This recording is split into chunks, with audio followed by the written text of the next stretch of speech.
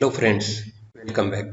आज की इस वर्चुअल क्लास में हम प्रोडक्ट के लेवल्स के बारे में पढ़ने वाले हैं।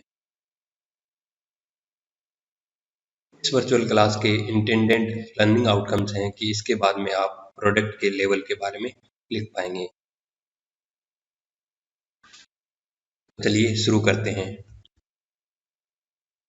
सबसे पहले हम पिछली क्लास में जो हमने पढ़ा उसके बारे में रिकैप कर लेते हैं। पिछली क्लास में हमने प्रोडक्ट और प्रोडक्ट के टाइप्स के बारे में बात की थी। हमने जाना था कि प्रोडक्ट कोई ऐसी वस्तु होती है जो कस्टमर की नीड को पूरा करती हो और उससे किसी के द्वारा बेचा जा सके, साथ ही इसमें कोई वैल्यू हो। तो ऐसी कोई वस्तु जो कस्टमर की नीड को पूरा करे और किसी के द्वारा इसी कस्टमर को बेचा जाए तो वह प्रोडक्ट कहलाती है। इसके बाद में हमने बात की कुछ मार्केट रिसर्चेस और प्रोफेसर्स के द्वारा जो प्रोडक्ट को डिफाइन किया गया उसके बारे में। हमने देखा था कि फिलिप कोटलर ने प्रोडक्ट के बारे में बताया कि ये ऐसी कोई वस्तु हो सकती है जो मार्केट में किसी के अटेंशन के लिए या उसे हासिल करने के लिए या उसे यूज करने के लिए ऑफर की जा सकती हो। इसमें फिजिकल ऑब्जेक्ट्स तो शामिल है ही हैं, साथ ही सर्विसेज, कोई पर्सनैलिटी है, फेमस लोग हैं, प्लेस है, ऑर्गेनाइजेशन है, आइडियाज हैं, ये भी प्रोडक्ट में शामिल होते हैं। साथ ही डब्ल्यू एल्डरसन ने जो कहा उसके बारे में भी हमने बात की थी। प्रोडक्ट कोई यूटिलिटीज का बंडल है जिसमें प्रोडक्ट के फीचर्स और उसके साथ में जो भी सर्विसेज होती हैं वो शामिल होती हैं।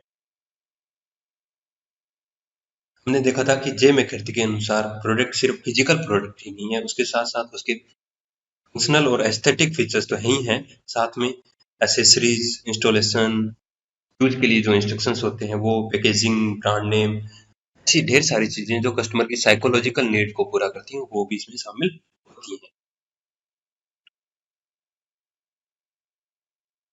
इसके बाद में हमने बात की थी प्रोडक्ट के टाइप्स के बारे में कि प्रोडक्ट को डिपेंडिंग ऑन यूजर स्टेटस हम दो भागों में बांट सकते हैं, दो कैटेगरी में डिवाइड कर सकते हैं, consumer products and industrial products. Industrial product को हम बिजनेस प्रोडक्ट या B2B प्रोडक्ट भी कह सकते हैं। अब चूंकि ये प्रोडक्ट हम इसलिए बना रहे हैं ताकि कस्टमर की नीड को सेटिस्फाई करें और हम उसे जब बेच रहे हैं तो उससे कुछ प्रॉफिट अर्न कर पाएं। यानी हमारा मेन मकसद है कि प्रॉफिट कमाना। प्रॉफिट तभी कमा पाएंगे जब हम कस्टमर की नीड को फुलफिल कर पाएंगे। हमें पता है कि ग्रुप ऑफ कस्टमर जो उस प्रोडक्ट को खरीदने में इच्छुक हों या जिन्हें हम प्रोडक्ट को बेच पाएं उसे हम मार्केट कहते हैं। जो टारगेट मार्केट है उसमें हमारा इंटरेस्ट, या कहें कि जो प्रोडक्ट डिजाइन टीम है उसका इंटरेस्ट रहता है। जब भी हम प्रोडक्ट के बारे में बात करते हैं तो हम देखते हैं कि प्रोडक्ट के जो फीचर्स हैं, फंक्शंस, बेनिफिट्स, उसके यूजेज, क्या कस्टमर की या टारगेट कस्टमर है उसकी एक्सपेक्टेशंस और उसकी जो डिजायर्स हैं उन पे खरा उतर पाएंगे या नहीं उतर पाएंगे। इसीलिए ही हमें यह जानना भी ज़रूरी होता है कि कस्टमर हमारे प्रोडक्ट से वास्तव में चाहता क्या है, उसकी एक्सपेक्टेशंस क्या है, कि हम सारी चीज़ों को हमारे प्रोडक्ट में इनकॉर्पोरेट कर पाएँ। इसीलिए कस्टमर की नीड को समझने और कस्टमर को बेहतर अनुभव प्रदान करने के लिए हम प्रोडक्ट के लेवल्स के बारे में बात करते हैं और इन्हें जानना आवश्यक हो जाता है। जो भी कॉन्सेप्ट हम पढ़ने वाले हैं ये मार्केटिंग के लिहाज से हैं। टारगेट मार्केट को कैसे हमारे प्रोडक्ट को दे पाएं या ऑफर कर पाएं। प्रोडक्ट के लेवल, प्रोडक्ट के सामान्यतः 4 लेवल बताए गए हैं, जिनमें पहला है कोर प्रोडक्ट लेवल, दूसरा है टेंजिबल प्रोडक्ट लेवल, तीसरा है ऑगमेंटेड प्रोडक्ट लेवल, चौथा है प्रोमिस्ड प्रोडक्ट लेवल। तो हम इन सभी लेवल्स के बारे में बारी बारी स्टडी करते हैं। चलिए शुरू करते हैं। सबसे पहला जो प्रोडक्ट का लेवल है वह है core product level. Core product level, core product level में प्रोडक्ट है वो कस्टमर की बेसिक या कोर नीड को सेटिस्फाई करता है। इसे समझने के लिए हम एक एग्जांपल लेते हैं। सपोज करिए कोई शूज हैं या स्नीकर्स हैं। अगर हम जानना चाहें कि कोई किसी शूज को क्यों खरीदना चाहेगा, किसी स्नीकर को क्यों खरीदना चाहेगा, आप ही इसे क्यों खरीदना चाहेंगे। हो सकता है कई स्टूडेंट्स सस्ते शूज खरीदना चाहें या ऐसे शूज खरीदना चाहें जो लंबे समय तक चलें और उन्हें वह पहनने के काम में ही ले, यानी जस्ट एक फुटवियर वो उन शूज को खरीदने के इच्छुक हो सकते हैं। तो ऐसे भी हो सकते हैं स्टूडेंट्स तो स्टाइल के लिहाज से उन्हें खरीदना चाहें। जैसे कि अगर आप हाई ब्रांडेड शूज खरीदते हो, स्नीकर्स खरीदते हो, तो आप एक जो अपनी स्टूडेंट सोसाइटी है उसमें एक स्टेटस शो करना चाहते हैं कि हम इस तरह के शूज पहन रहे हैं। ऐसा भी हो सकता है कई स्टूडेंट्स एक स्टेटस को अचीव करने की होप में शूज या स्नीकर्स खरीद रहे हो। वहीं कुछ ऐसे स्टूडेंट्स भी हो सकते हैं जो कंफर्ट के लिहाज से उन शूज को पहन के वो अच्छा फील करें, इसलिए शूज खरीदना चाह रहे हो। हम देखते हैं कि जो भी कस्टमर्स हैं वो या तो फुटवियर के लिहाज से शूज खरीद रहे हो, स्टेटस के लिहाज से खरीद रहे हो, या फ्रीडम के लिहाज से खरीद रहे हो सकते हैं। ये तीनों की तीनों चीजें कोर प्रोडक्ट लेवल में शामिल होती हैं, यानी जो कस्टमर है उसकी बेसिक नीड या बेसिक रिक्वायरमेंट क्या है। हम देखते हैं कि जो कोर प्रोडक्ट लेवल है वो कस्टमर टू कस्टमर वेरी करता है, यानी हम कह सकते हैं ये इंडिविजुअल स्पेसिफिक है। क्योंकि प्रोडक्ट कस्टमर क्यों चाहता है, यह इंडिविजुअल टू इंडिविजुअल वेरी कर रहा है, तो हमें हमारे टारगेट मार्केट के बारे में, तो प्रोडक्ट डेवलपमेंट टीम को टारगेट मार्केट के बारे में बहुत स्ट्रॉन्ग अंडरस्टैंडिंग होने की आवश्यकता है। यानी अगर वो टारगेट मार्केट के बारे में बहुत अच्छे से जानकारी रखती है तभी वो प्रोडक्ट में वो सारी चीजें ऐड कर पाएगी। इसके लिए प्रोडक्ट डेवलपमेंट टीम को टारगेट कस्टमर्स और उसके जो भी डिफरेंट सेगमेंट्स हैं, मार्केट सेगमेंट्स हैं, उनकी अंडरस्टैंडिंग होना जरूरी है। जब किसी प्रोडक्ट का कोर प्रोडक्ट लेवल सेटिस्फाइड हो जाता है तब प्रोडक्ट डेवलपमेंट टीम उसके टेंजिबल एस्पेक्ट्स के बारे में बात करती है, यानी प्रोडक्ट के दूसरे लेवल के बारे में बात करती है। तो दूसरा प्रोडक्ट लेवल है tangible product level. Tangible product level, tangible के बारे में आप समझते होंगे कि ऐसी कोई चीज जिसे छुआ जा सकता है, महसूस किया जा सकता है, टच कर सकते हैं, उन्हें हम टेंजिबल कहते हैं। इस प्रोडक्ट लेवल में हम प्रोडक्ट की उन एस्पेक्ट्स की बात करते हैं जो टेंजिबल रहती हैं, जैसे पैकेजिंग, उसके फीचर्स, प्रोडक्ट की स्टाइलिंग, प्रोडक्ट का ब्रांड नाम, क्वालिटी लेवल। प्रत्येक जो प्रोडक्ट होता है वो इन चीजों को कहीं ना कहीं अपने अंदर रखता है, चाहे वो कुछ कम हो या कुछ ज्यादा हो। हम देखते हैं कि जो कस्टमर होता है वो इन सब चीजों को जब भी अल्टरनेटिव ढूंढता है उस प्रोडक्ट के, तब कौन सा प्रोडक्ट चुने, यानी उसकी डिसीजन मेकिंग में ये मदद करते हैं। वो इन्हें इन एस्पेक्ट्स पे ही अल्टरनेटिव्स को जांच के देखता है कि उसे कौन सा प्रोडक्ट खरीदना चाहिए या नहीं।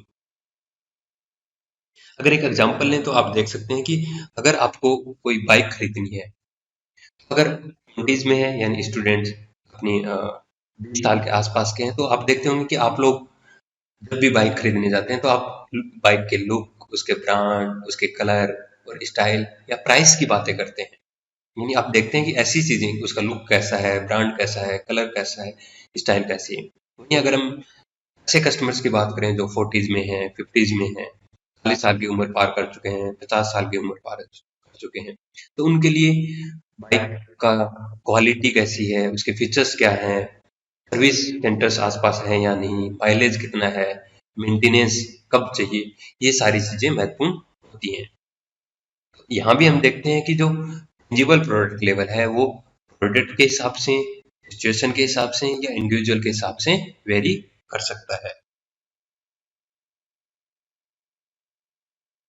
जब product development team tangible product levels को जान पाती है या यह जान पाती है कि टारगेट मार्केट के जो कस्टमर्स हैं वो किस तरह की चीजें प्रोडक्ट में इनकॉर्पोरेट करना चाहते हैं, तो वो बेहतर ढंग से प्रोडक्ट में इन चीजों को शामिल कर पाती है। तीसरा लेवल आता है augmented product level. Augmented product level, core product level और टेंजिबल प्रोडक्ट लेवल पार हो जाते हैं तो प्रोडक्ट डेवलपमेंट टीम देखती है कि ऑगमेंटेड प्रोडक्ट लेवल की आवश्यकताएं क्या क्या है। हम जानते हैं कि कोई भी प्रोडक्ट होता है कुछ सपोर्टिंग सर्विसेज के द्वारा बैकअप किया जाता है। टेंजिबल प्रोडक्ट प्लस ये सपोर्टिंग सर्विसेज कहते हैं, हम कहेंगे कि वो ऑगमेंटेड प्रोडक्ट लेवल में है। सपोर्टिंग सर्विसेज वारंटी हो सकती है, इंस्टॉलेशन हो सकता है, या सेल्स के बाद में जो सर्विसेज होती हैं वो हो सकती हैं, डिलीवरी यानी कि होम डिलीवरी, शॉप या जो डिपार्टमेंटल स्टोर्स होते हैं उन पे फैसिलिटीज जैसे कि रेस्ट रूम है या नहीं, एलिवेटर्स हैं या नहीं, एस्केलेटर्स हैं या नहीं। तो ऐसी सपोर्टिंग सर्विसेज भी उस प्रोडक्ट के बारे में कस्टमर को डिसाइड करने में मदद करती हैं कि वह उसे खरीदे या नहीं। जैसे अगर आप देखें कि किसी डिपार्टमेंट स्टोर पर आप जाएं और वहां आपको सीढ़ियां चढ़ना पड़े यानी एस्केलेटर्स नहीं हो सकता है आप उस स्टोर से प्रोडक्ट को न खरीदें। कई बार ऐसा भी होता है कि अगर उसमें वारंटी की जैसी सपोर्टिंग सर्विसेज नहीं है तो आप प्रोडक्ट को खरीदना स्किप कर देते हैं। तो यह होता है कि जो भी कस्टमर होता है वह इन सब सर्विसेज को प्रोडक्ट में एक्सपेक्ट करता है और अगर नहीं हो तो वो रिजेक्ट कर देता है। आज का जो युग है जहाँ कंपटीशन बढ़ रहा है और यूनिक प्रोडक्ट्स कम हैं, तो ऐसे केसेस में ऑगमेंटेड प्रोडक्ट लेवल पे ध्यान देना बहुत इंपॉर्टेंट हो जाता है। जब प्रोडक्ट का यह लेवल भी पार हो जाता है तब प्रोडक्ट डेवलपमेंट टीम बात करती है चौथे लेवल की, प्रोमिस्ड प्रोडक्ट लेवल। यह प्रोडक्ट की आउटर रिंग है और इसमें हम उन चीजों को शामिल करते हैं जो लॉन्ग टर्म के लिए कस्टमर के साथ प्रोडक्ट प्रोमिस करता है, यानी प्रोडक्ट के ऐसे कैरेक्टरिस्टिक्स जो लंबे समय तक कस्टमर को फायदा देंगे। ये लॉन्ग टर्म में तो होते ही होते हैं, साथ ही ये इंडिविजुअल स्पेसिफिक भी होते हैं, यानी पर्सन टू पर्सन ये वेरी करते हैं। इनके रेस्पेक्ट में हाईली एस्पायरेशनल होते हैं, यानी कस्टमर की चाहना बहुत ज्यादा होती है। अगर प्रोमिस्ड प्रोडक्ट लेवल में हम चर्चा करें तो उसकी होल्ड वैल्यू हो सकती है, प्रोडक्ट की एक्सचेंज वैल्यू हो सकती है, प्रोडक्ट से जुड़ा स्टेटस हो सकता है, ट्रेडिंग जैसी स्थिति हो सकती है। कस्टमर चाहेगा कि इस तरह की चीजें जो कि उसे लॉन्ग टर्म के लिए बेनिफिट पहुंचा पाए वो भी प्रोडक्ट में शामिल हो। जैसे अगर आप कार खरीदते हैं तो आप चाहेंगे कि उस कार की रीसेल वैल्यू भी आपको मिले। हो सकता है अगर आप प्रॉपर्टी खरीदना चाहेंगे आप उस समय यह विचार करेंगे कि इस प्रॉपर्टी की कुछ समय बाद में रीसेल वैल्यू क्या होगी। अगर आप कई बार यह भी विचार करते होंगे कि मोबाइल खरीद रहे हैं, पुराना हो गया है, नया खरीदना चाह रहे हैं, तो उसकी एक्सचेंज वैल्यू जो पुराना है उसकी एक्सचेंज वैल्यू क्या है। तो हम देखते हैं कि ये सारी की सारी चीजें हाईली एस्पायरेशनल है, यानी कस्टमर की चाहना से जुड़ी हुई है और इंडिविजुअल स्पेसिफिक यानी पर्सनल तो है ही है। जब भी प्रोडक्ट डेवलपमेंट टीम किसी प्रोडक्ट पे काम करती है वो ऐसे कस्टमर्स जो सिमिलर प्रोमिस को चाहते हैं उन पे फोकस करती है। और प्रोमिस्ड प्रोडक्ट लेवल का कस्टमर चाहता है कि वो हेल्थियर हो रहे, हैप्पियर रहे, मोर प्रोडक्टिव हो, सक्सेसफुल हो और ग्रेटर स्टेटस को एंजॉय करे। प्रोमिस्ड लेवल का जो मेन पार्ट है वो ये है कि कस्टमर हैप्पी हो, हेल्थी हो, प्रोडक्टिव बन पाए, सक्सेसफुल बन पाए, प्रोडक्ट को यूज करने से उसका जो स्टेटस है वो अच्छा हो। अगर इन सब चीजों को प्रोडक्ट पूरा कर लेता है तो वह प्रोमिस्ड प्रोडक्ट लेवल को पार कर जाता है। इसीलिए प्रोडक्ट डेवलपमेंट टीम इन चारों लेवल को, और product level, tangible product level, augmented product level, promised product level, इन पे देखती है कि कोई किसी प्रोडक्ट की आवश्यकताएं कस्टमर के लिए क्या क्या है, क्या क्या चीजों को प्रोडक्ट में शामिल करना चाहिए कि टारगेट कस्टमर को वो सेटिस्फाई कर पाए। अब अगर आप कुछ रेफरेंसेस यूज कर रहे होंगे तो आप पाएंगे कि फेमस मार्केटर या मार्केट रिसर्चर जो थे फिलिप कोटलर, उनके अनुसार उन्होंने पहले 3 लेवल्स प्रोडक्ट के बताए थे, यानी 3 प्रोडक्ट लेवल्स उन्होंने बताए थे। इनमें पहला था कोर प्रोडक्ट, दूसरा एक्चुअल प्रोडक्ट, तीसरा ऑगमेंटेड प्रोडक्ट। उसके बाद में उन्होंने काफी रिसर्च वगैरह की मार्केट की और उन्होंने 5 लेवल प्रोडक्ट के बताए, यानी 5 प्रोडक्ट लेवल्स उन्होंने डिफाइन किए। Core product level, generic product level, expected product, augmented product और पोटेंशियल प्रोडक्ट।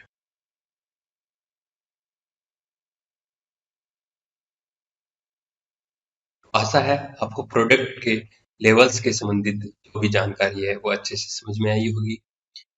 अब आप खुद ट्राई करके देखिए इस सवाल को कि प्रोडक्ट के लेवल के बारे में समझाइए।